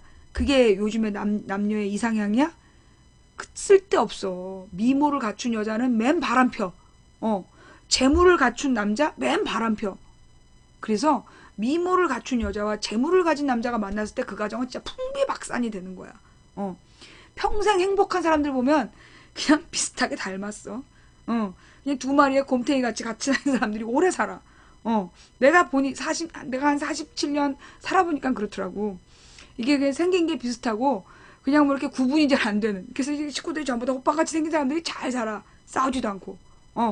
근데 막 지나치게 한쪽이 이쁘고 막 여보 막 이러면서 막 떠받들고 사는 집은 그게 다 어두운 얘기가 있더라고. 그래서 여러분들 그 외모나 직업이나 무슨 학벌이나 가문이나 그런 거 다 필요 없어. 다만 뭘 봐야 되냐? 형제간의 우애 좋은가? 응? 또 그 부모님들이 자식에 대해서 헌신하는 마음이 있는가? 이거 정도는 보되. 근데 그러면 그 고아는 결혼 못하는 거 아니야? 그죠? 형제간의 사이가 나쁘면 못하는 거 아니야? 그때 필요한 건 뭐냐 하면 그때 필요한 건 예, 내가 그걸 감당할 수 있나? 가정 환경이 불우한 친구들은 반드시 마음에 그늘이 있어요. 예. 그 상대방이 가정 환경이 불우했잖아? 형제간의 우애가 안 좋고 부모님이 굉장히 사이가 안 좋잖아요. 그럼 반드시 그 친구에겐 그늘이 있어. 그러면 나는 그 친구의 그늘을 밝게 비춰줄 태양 같은 사람인가? 스스로 생각해 보세요. 내가 밝은 면이 강해서 그 사람을 정말 계속 밝게 해줄 수 있다. 계속 행복하게 해줄 수 있는 자신이 있다면 도전하시되, 그게 아니라면 더 밝은 사람이 더 운일 수 있어요. 그러니까 자기가 우울한데 우울한 사람 만나지 마. 우울해져. 지구가 우울해져. 우울한데 우울한 사람이랑 만나는 게 제일 안 좋아. 서로 그냥 죽고 죽이고 그러는 거야. 그래서 웬만하면, 근데 사실은 이게 밝은 사람들, 우울한 사람들이 밝은 사람들을 처음엔 좋아하다가 내가 이제 쭉 지켜보니까 마음에 그늘이 있는 사람들이 밝은 사람을 처음에 좋아해. 근데 좀 지나면 도망가. 왜냐하면 이 사람의 밝음이 자기 때문에 진짜 사랑하게 되면 도망가요. 이 사람의 밝음이 자기 때문에 어두워질까봐. 이게 뭐냐? 이 사람의 그늘은 자존감이 없는 거거든. 나는 자격이 없어. 이래서 그 밝은 사람을 버리는 거야. 이때 이 밝은 사람이 어떻게 해야 돼? 잡아줘야 돼. 이 밝은 사람이 잡아주면서 내가 너를 돌봐줄게. 내가 완벽하진 않지만 최선의 노력을 다해줄게. 라고 이야기하면서 풀어갈 수 있는 거예요. 그때 이 밝은 사람이, 저 사람은 날 사랑하지 않는 거야. 그 우울한 사람이 헤어지자고 얘기하는 건 널 진짜 사랑하기 때문이야. 너의 밝음을 자기가 침해할까봐, 너의 밝음을 자기가 우울하게 만들고 슬프게 만들까봐 사랑하니까 보내주겠다는 거야. 그럴 땐 어떻게 해야 되냐면 뒤통수를 세게 한 대 때려. 등신 새끼야, 정신 차려. 미친년아, 정신 차려. 내가 너를 행복하게 해주면 될 거 아니야. 그러면서 그 말에 책임을 지는 거예요. 예. 그렇게 사셔야 된다라는 거. 뭐 이렇게 헤어지겠다 그럴 때 보내주면 안 돼. 왜 그는 날 떠났을까요? 그러고 있지 말고 헤어지자 그럴 때 두들겨 패라고. 그래서 데리고 살아. 그래, 일단 살아보고 괜찮다 싶으면 그냥 혼인신고하고, 뭐 결혼식을 뭐 그렇게 굳이 돈 들여서 할 필요 있냐? 일단 이제 데리고 살다가 그냥 한 2달 살아보고 괜찮구나 싶으면 혼인신고하고, 그리고 부모님들께도 그냥 보여드리고, 얘가 나랑 살고 있어요 뭐 이렇게 얘기하고, 그리고 이제 각자 열심히 살면 되는 거지 뭐. 괜히 막 결혼을 무슨 선 보고 조건 따지고 아파트를 가져와라, 혼수를 가져와라, 밍크코트가 있냐 없냐 개치랄 연병을 떨지 말고 그냥 맘 맞으면 이렇게 살아. 살다가 신고하고 애 생기면 낳아서 행복하게, 우리 동그래 빵그래 닮았어 이러면서 사는 거지. 뭐 이렇게 어렵게 생각해. 왜 그런 사람 있잖아. 뭐 미팅을 한 번 나가는데 막 몇 번씩 옷 갈아입는 사람. 그런 사람들이 사실 미팅 가서 애프터를 잘 못 받아. 왜? 초긴장하고 있거든. 나는 언제나 입은 옷 그대로 미팅을 해본 적이 없어. 자, 예, 자, 이게 인간관계는 지나치게 긴장하지 마라. 편한 사람이 좋다라는 결론이에요. 자, 자, 방송을 끝낼 때가 됐어요. 11시가 넘었네요.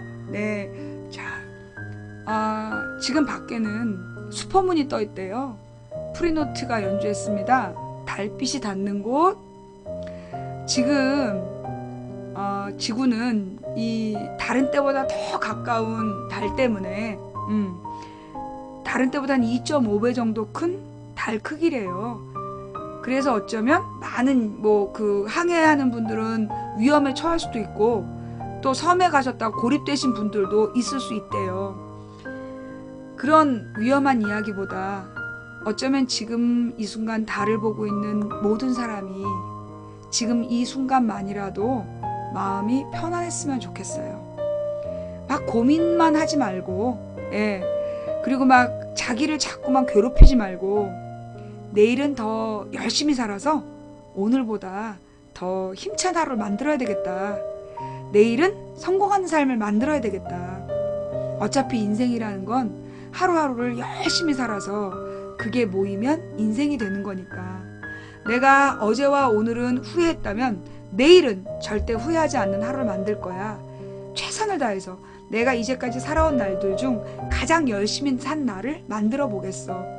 또 내 앞에 어떤 태클이 들어오더라도 태클이 걸린다는 건 그만큼 내가 성장했다는 뜻이야.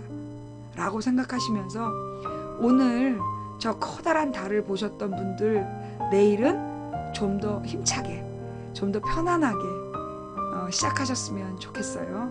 네. 사실 요즘에 무슨 강력 범죄들도 많고 세상이 참 험한데요. 예. 여러분도 그런 것 같아요. 사회가 너무나 썩어서 나는 죽어야겠다. 그러면 나는 이 썩은 사회에 이 고통스러운 순간에 갇히는 거예요.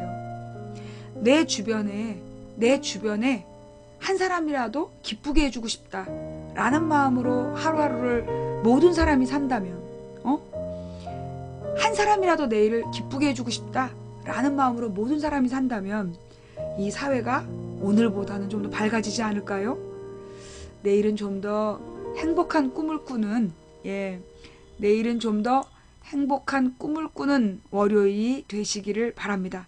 지금까지 도봉구 창동사는 불량주부 망치부인이었습니다. 내일은 제가 방송이 없고요. 화요일 낮 2시에 망치부인의 시사수다방 시작하겠습니다. 오늘 방송 어떠셨는지 모르겠어요. 볼만 하셨다라면 다행이고요. 그리고 볼만 하셨다라면 추천 부탁드리고요. 와, 1835분이나 추천해 주셨네요. 대단히 감사합니다. 오늘 방송 여러분께 위로가 되셨기 바라고요. 내일을 보다 더 힘차게 시작할 수 있는 그런 방송이 되었으면 좋겠습니다. 제 방송 보시고 내일은 이 방송을 계속 보시면서 하루를 보내시면 제가 화요일날 돌아오겠습니다. 지금까지 도봉구 창동사는 불량주부 망치부인이 보내드린 생방송 시사수다방이었습니다. 시청해주신 모든 분들께 감사드립니다. 처음부터 끝까지 시청해주신 여러분께 더욱더 감사드립니다. 그리고 후원해주신 한 분 한 분 진심으로 감사드립니다. 일일이 이름 불러서 감사 인사 못 드린 점 대단히 죄송합니다. 그리고 추천해주신 1877분께 진심으로 감사드리고요. 매니저님들 고생하셨습니다. 또 이거를 유튜브와 팟캐스트에 올려주시는 풍행국님, 또 참세상님, 또 여비고님 대단히 감사드립니다. 그분들 저한테 아무것도 안 받으시고 정말 사명감으로 하시는 분들이거든요. 그러니까 길에서 보시면 혹은 지나가시다가 이분들의 작품을 보시면 꼭 고맙다라는 인사말 남겨주시기 부탁드립니다. 미안합니다. 이모티콘은 강퇴입니다. 자, 감사합니다. 오늘 밤 잘 주무시고요. 내일은 참 쉬는 날이구나. 내일은 오늘보다 더 행복하시길 바라면서 자, 이만 물러가겠습니다. 감사합니다. 화요일 날 2시에 만나요.